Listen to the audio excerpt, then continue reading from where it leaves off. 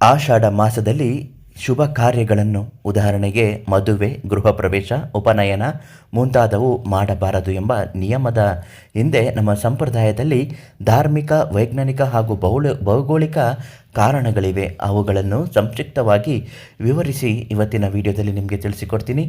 ಅದೃಷ್ಟಧಾರೆ Facebook ಪೇಜನ್ನು ನೀವಿನ್ನೂ follow ಮಾಡ್ತಿಲ್ಲ ಅಂದರೆ ಮೊದಲು ನಮ್ಮ ಪೇಜನ್ನು ಫಾಲೋ ಮಾಡಿ.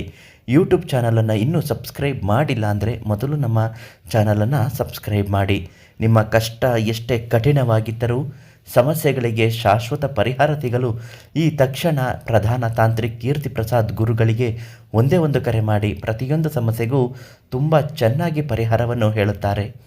ಆಷಾಢ ಮಾಸ, ಇದನ್ನು ಶೂನ್ಯ ಮಾಸ, ದೇವತೆಗಳ ಶಯನ ಕಾಲ ಎಂತಲೂ ಕೂಡ ಕರೆಯುತ್ತಾರೆ. ಧಾರ್ಮಿಕ ನಂಬಿಕೆಗಳ ಪ್ರಕಾರ ಆಷಾಢ ಶುಕ್ಲ ಏಕಾದಶಿಯನ್ನು ಶಯನಿ ಏಕಾದಶಿ ಅಥವಾ ಪ್ರಥಮ ಏಕಾದಶಿ ಎನ್ನಲಾಗುತ್ತದೆ. ಈ ದಿನದಂದು ಸೃಷ್ಟಿಕರ್ತನಾದ ಶ್ರೀಮನ್ನಾರಾಯಣ ಕ್ಷೀರಸಾಗರದಲ್ಲಿ ಯೋಗ ನಿದ್ರೆಗೆ ಜಾರುತ್ತಾನೆ. ಚಾತುರ್ಮಾಸ ವ್ರತ ಆರಂಭವಾಗುತ್ತದೆ.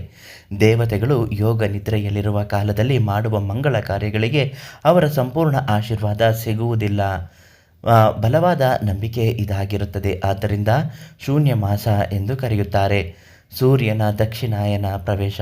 ಆಷಾಢ ಮಾಸದಲ್ಲಿ ಸೂರ್ಯನು ಉತ್ತರಾಯಣದಿಂದ ದಕ್ಷಿಣಾಯನಕ್ಕೆ ಪಥ ಬದಲಾಯಿಸುತ್ತಾನೆ. ದಕ್ಷಿಣಾಯನವನ್ನು ದೇವತೆಗಳ ರಾತ್ರಿ ಕಾಲ ಎಂದು ಪರಿಗಣಿಸಲಾಗುತ್ತದೆ. ಮಂಗಳ ಕಾರ್ಯಗಳಿಗೆ ಸೂರ್ಯನ ಸೌಮ್ಯ ಹಾಗೂ ಸಕಾರಾತ್ಮಕ ಕಿರಣಗಳಿರುವ ಉತ್ತರಾಯಣ ಕಾಲವೇ ಶ್ರೇಷ್ಠ ಎಂಬುದು ಜ್ಯೋತಿಷ್ಯ ಶಾಸ್ತ್ರದ ಅಭಿಮತ. ಮೂರನೆಯದು ಪ್ರಕೃತಿ ವಿಕೋಪ ಮತ್ತು ಮಳೆಗಾಲ. ಆಷಾಢ ಮಾಸವು ಸಾಮಾನ್ಯವಾಗಿ ಜೂನ್ ಜುಲೈ ತಿಂಗಳಲ್ಲಿ ಬರುತ್ತದೆ. ಈ ಸಮಯದಲ್ಲಿ ದೇಶಾದ್ಯಂತ ಭಾರೀ ಮಳೆ ಮತ್ತು ಬಿರುಗಾಳಿ ಇರುತ್ತದೆ. ಹಳೆಯ ಕಾಲದಲ್ಲಿ ಸಾರಿಗೆ ಸಂಪರ್ಕ ವ್ಯವಸ್ಥೆ ಸರಿಯಾಗಿ ಇರುತ್ತಿರಲಿಲ್ಲ. ಮದುವೆ, ಗೃಹ ಪ್ರವೇಶದಂತಹ ಕಾರ್ಯಕ್ರಮಗಳಿಗೆ ನೆಂಟರಿಷ್ಟರು ದೂರದ ಊರುಗಳಿಂದ ಬರಬೇಕಾಗುತ್ತಿತ್ತು. ಅತಿವೃಷ್ಟಿ, ಕೆಸರು, ಪ್ರವಾಹ ಭೀತಿಯಿಂದ ಜನಸಂಚಾರವು ಕಷ್ಟವಾಗುತ್ತಿತ್ತು. ಸಾಂಕ್ರಾಮಿಕ ರೋಗಗಳು ಹರಡುವ ಸಾಧ್ಯತೆಯು ಮಳೆಗಾಲದಲ್ಲಿ ಹೆಚ್ಚಾಗಿರುತ್ತಿತ್ತು. ಆದ್ದರಿಂದ ಇಂತಹ ಸಮಯದಲ್ಲಿ ದೊಡ್ಡ ಸಮಾರಂಭಗಳು ಹಮ್ಮಿಕೊಳ್ಳುವುದು ಸೂಕ್ತವಲ್ಲ ಎಂದು ಹಿರಿಯರು ನಿರ್ಧರಿಸಿದರು.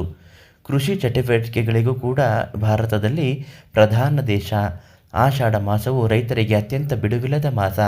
ಈ ಸಮಯದಲ್ಲಿ ಶುಭ ಸಮಾರಂಭಗಳಿಗೆ ಇಟ್ಟುಕೊಂಡರೆ ರೈತರು ತಮ್ಮ ಮುಖ್ಯ ಕಾಯಕವಾದ ವ್ಯವಸಾಯದ ಕಡೆಗೆ ಗಮನ ಹರಿಸಲು ಸಾಧ್ಯವಾಗುತ್ತಿರಲಿಲ್ಲ. ಕೃಷಿ ಕೆಲಸಗಳಿಗೆ ತೊಂದರೆಯಾಗಬಾರದು ಎಂಬುದು ಇದರಲ್ಲಿ ಒಂದು ಹಿಂದಿನ ಪ್ರಾಯೋಗಿಕ ಉದ್ದೇಶವಾಗಿತ್ತು. ಆಷಾಢ ಮಾಸದಲ್ಲಿ ವೈಯಕ್ತಿಕ ಭೋಗ ಜೀವನಕ್ಕೆ ಸಂಬಂಧಿಸಿದ ಶುಭ ಕಾರ್ಯಗಳನ್ನು ಮಾಡದಿದ್ದರೂ ದೇವತಾ ಆರಾಧನೆ, ಜಪ, ತಪ, ದಾನ, ಧರ್ಮ ಹಾಗೂ ಚಾತುರ್ಮಾಸ್ಯ ವ್ರತಗಳಿಗೆ ಇದು ಅತ್ಯಂತ ಶ್ರೇಷ್ಠ ಹಾಗೂ ಫಲಪ್ರದವಾದ ಮಾಸವಾಗಿದೆ. ವಿಶೇಷವಾಗಿ ಚಾಮುಂಡೇಶ್ವರಿ ದೇವಿ ಸೇರಿದಂತೆ ಶಕ್ತಿ ದೇವತೆಗಳ ಆರಾಧನೆಗೆ ಆಷಾಢ ಮಾಸ ಅತ್ಯಂತ ಪ್ರಶಸ್ತವಾಗಿದೆ.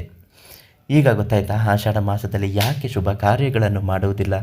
ನಿಮ್ಮ ಜೀವನದಲ್ಲಿ ಯಾವುದೇ ರೀತಿಯ ಕಷ್ಟಗಳನ್ನು ಅನುಭವಿಸುತ್ತಿದ್ದರೆ ತಕ್ಷಣ ಪರಿಹಾರಕ್ಕಾಗಿ ಪ್ರಧಾನ ತಾಂತ್ರಿಕ್ ಕೀರ್ತಿ ಪ್ರಸಾದ್ ಗುರುಗಳಿಗೆ ಒಂದು ಕರೆ ಮಾಡಿ ಪರಿಹಾರವನ್ನು ತುಂಬ ಚೆನ್ನಾಗಿ ಉಚಿತವಾಗಿಯೇ ಹೇಳುತ್ತಾರೆ.